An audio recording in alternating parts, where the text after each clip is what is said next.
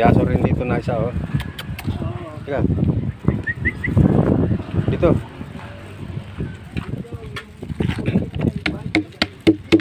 Ano bang kinakain mo? Ba't puro buto yan ng manok? Mamamatay ka dyan. Oh. Ah.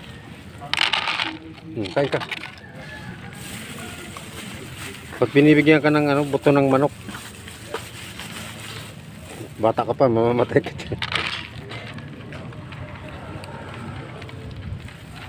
Payat ka pa. Sige, kain ka lang.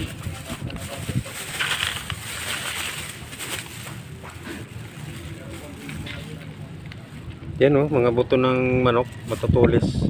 Pinapakain sa'yo. Baka mamaya nakakain ka na ng buto ng manok.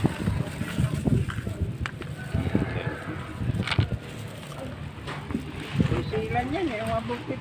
Masilan. Huwag nyo pakainin ng buto ng manok ko yan, mamamatay yun. Mamaya babalik ako dito. Yan na lang natira. Marami yan kanina, puno yan eh. Nagpapakain ako doon, yung mga payat na aso. Nadaan ako. Bantaron. Dito yung bahay mo. Dito yung bahay mo. Mayroon pa ko isa doon. May mga aso ka pa doon. Sige, babalik kita dito. Bibigyan kita. Mayroon pa si Tiso, isa pa. Yung puro skal. Oh. Ano trabaho mo tay? Ito lang, construction. Ano lang, papatag-patag lang ng... Mga lupa dito, mga panambak. Sige tayo, babalikan kita dito. Bigyan kita. Ganyan ang mga dito, kawawa yung mga aso dito.